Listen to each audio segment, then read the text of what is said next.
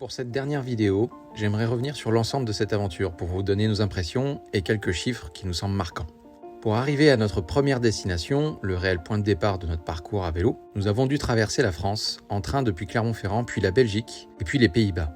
Plus de 1000 km parcourus avec 6 trains différents en 2 jours de trajet et seulement 47 km de déplacement à vélo entre nos hébergements et les différentes gares. Pour ne pas avoir à démonter nos vélos et les mettre dans des housses, c'est une obligation dans les TGV, nous avons dû prendre les TER ou Intercités où des emplacements vélos sont gratuits sur ces petites lignes. Ce qui n'est pas le cas en Belgique ou aux Pays-Bas où des billets supplémentaires sont obligatoires spécifiquement pour l'emplacement de nos vélos à hauteur de 16 € par vélo. Par conséquent, même si les places sont limitées dans nos petits trains français, la gratuité est un bel avantage. Après 2 longs jours de train, nous sommes enfin arrivés à notre première destination. Den Helder, la pointe nord-ouest des Pays-Bas, point de départ de notre parcours en vélo sur la côte maritime. Nous avons commencé notre premier trajet en effectuant le tour de l'île de Texel, encore plus au nord de Den Helder. Ici, les paysages sont magnifiques. De grandes étendues de plaines cultivées, des étangs, des pâturages avec des moutons et des vaches dans des prés sans clôture, des plages de sable gigantesques et la mer à perte de vue. Ce territoire nous a fait penser au Far West américain où les cow-boys ont troqué leurs chevaux pour des bicyclettes dans un environnement apaisé, calme et pourtant vivant et verdoyant. Nous avons ensuite longé la côte de la mer du Nord en traversant les Pays-Bas en direction du sud, en alternant successivement les paysages côtiers avec les terres plus rurales, les petits villages, les champs de fleurs, les zones portuaires et industrialisées, les zones naturelles protégées et les grandes villes comme Haarlem, La Haye, Rotterdam, Middelburg et Breskens. Que ce soit en ville ou en campagne, les pistes cyclables parfaitement aménagées sont toujours présentes. Ça a été un véritable apaisement de circuler à vélo sans avoir à se soucier des voitures et des camions dans le plat pays, en profitant pleinement de la multitude de séquences paysagères jonchées de ces géantes d'acier blanches qui tournoient au gré du vent.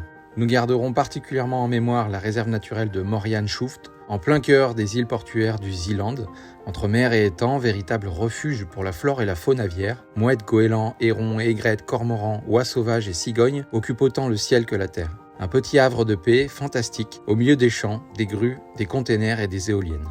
Il aura fallu parcourir près de 300 km pour passer la frontière avec la Belgique. Et seulement avoir parcouru quelques kilomètres, les pistes cyclables disparaissent peu à peu, ne laissant que des voies cyclables sur les routes. Désormais, nous devons partager l'espace avec des véhicules motorisés bruyants et polluants. La toute première ville côtière que nous avons traversée en Belgique s'appelle Knock. Station balnéaire à la mode où paradent golfeurs et bonnes familles endimanchées sur les esplanades le long des plages et où le coût moyen d'une maison individuelle s'élève tout de même à plus d'1 million d'euros.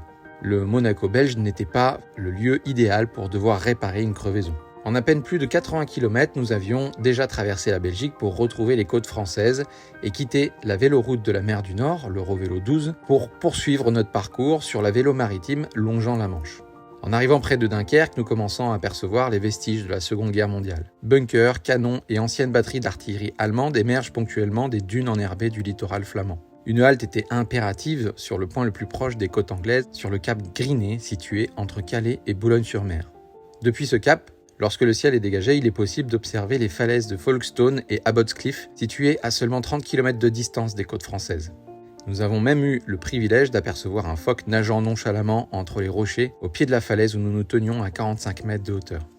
Après cette sortie difficile de 114 km avec un vent de face constant entre Dunkerque et Outreau, nous avons poursuivi notre route à deux pendant 30 km jusqu'au Touquet-Paris-Plage où Tiffaine a préféré prendre le train pour me rejoindre plus tard à Dieppe, encore 110 km plus au sud. Au milieu du parcours se trouve la baie de Somme, où un pique-nique était indispensable. Un estuaire de 3000 hectares décrit en 1899 par Louis Baron lors de sa traversée de la France. Le vaste estuaire de la Somme semble un bras de mer, comme ceux des grands fleuves de l'Amérique, mais le flot qui lui apporte cette gloire la remporte. À marée basse, ce n'est plus qu'un archipel d'îlots sableux, hérissés de joncs ou couverts d'algues et de mousse, et pareil au milieu des eaux peu profondes, à des taches vertes sur une plaque d'étain bruni. La baie de Somme est un véritable corridor écologique. Aujourd'hui, cette réserve naturelle est menacée d'ensablement dont les premiers symptômes sont malheureusement déjà perceptibles et visibles. Malgré cette problématique, l'environnement n'en reste pas moins absolument fascinant. Le lendemain, nous avons repris notre aventure en duo, au départ de Dieppe où nous avons fait la rencontre surprenante d'un papy de 80 ans qui prend tous les jours son vieux motobécane de 1963 pour aller à la pêche.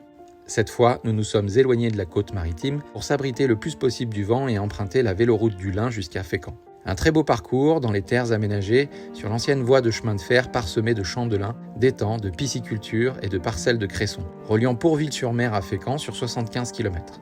Notre périple à vélo le long de la côte maritime s'est achevé au Havre, la porte de l'Europe, avec son immense port sur lequel donnent de larges esplanades et œuvres d'art contemporain. Mais c'est aussi et surtout le témoignage d'une architecture moderne de l'après-guerre. Au lendemain de la Seconde Guerre mondiale, le centre-ville du Havre n'est plus qu'un gigantesque champ de ruines et la ville devient l'une des plus sinistrées d'Europe avec 5000 morts, 80 000 sinistrés, dont 40 000 sans-abri, et 12 500 immeubles détruits. Le ministre de la Reconstruction et de l'Urbanisme confie le projet de reconstruction du centre-ville du Havre à l'atelier d'architecture d'Auguste Perret. Ce dernier ne songe pas à reconstituer la ville ancienne, mais plutôt à édifier une ville neuve, entièrement rebâtie en béton armé.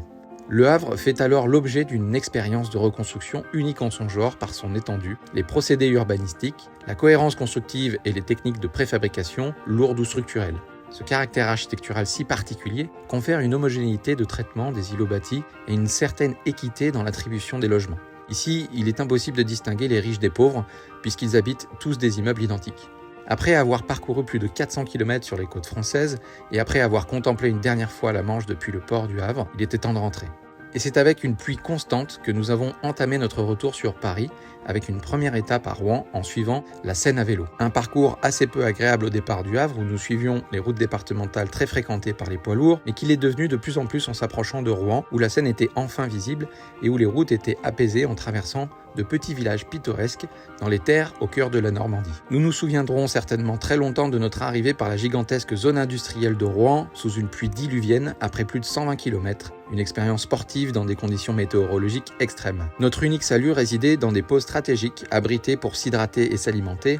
Le mental plus que nos muscles était le moteur de la mécanique giratoire de nos cuisses et mollets, assurant la continuité du pédalage jusqu'à notre prochain hébergement tant attendu. La météo ne paraissant pas beaucoup plus clémente le lendemain à Rouen, nous avons pris la sage décision de prendre le train pour rejoindre la capitale. Arrivé gare Saint-Lazare, nous avons dû traverser les beaux quartiers à vélo pour prendre notre dernier train à la gare de Bercy. C'est à cet instant que nous nous rendions compte d'une réelle différence culturelle entre les Hollandais et les Français, en dépit d'aménagements qualitatifs et sécurisés. Si la pratique du vélo semble plus dangereuse en France de manière générale, c'est simplement pour une raison de discipline. À Paris, tous les cyclistes grillent les feux rouges ou les priorités des piétons et doublent sans prévenir, un joyeux bordel où notre attention doit être hyperactive et constante. Un exercice complexe et mentalement assez éprouvant. Après quelques heures de train jusqu'à Vichy, notre ami Félix a eu la gentillesse de nous retrouver avec son glorieux vélo cargo pour finir l'aventure en vélo avec nous jusqu'à Thiers. L'occasion pour Tiffaine de décharger ses bagages et utiliser son vélo à vide pour ce dernier trajet. Au coucher du soleil, nous avons eu un sentiment inattendu, celui de retrouver enfin nos belles montagnes, luxuriantes et dorées par les derniers rayons de soleil de la journée. Un spectacle qui achevait idéalement notre belle aventure. Au total, sur les 15 jours de voyage, nous avons parcouru plus de 1000 km à vélo, dont 800 km sur la côte entre l'île de Texel et Le Havre, traversé 3 pays, les Pays-Bas, la Belgique et la France, longé 2 mers, la mer du Nord et la Manche, passé 4 nuits en tente pour 10 nuits en hébergement, Airbnb, gîtes et hôtels, pris 5 bateaux pour traverser la mer des Wadden, l'Escaut occidental et la Seine, 3 crevaisons et 4 déraillements, mais heureusement aucune chute ni blessure, si ce n'est quelques crampes et des coups de soleil. Pour conclure, cette aventure a été une véritable épreuve physique et logistique, mais nous avons profité d'une météo idéale avec une seule journée de pluie sur 15. Des nuits difficiles, des douleurs et beaucoup de courbatures, mais surtout la découverte d'une diversité de paysages superbes et extraordinaires qui resteront pendant très longtemps gravés dans nos mémoires cérébrales et musculaires. Merci d'avoir suivi cette aventure en espérant que cette série de vidéos vous ont permis de voyager un peu à nos côtés.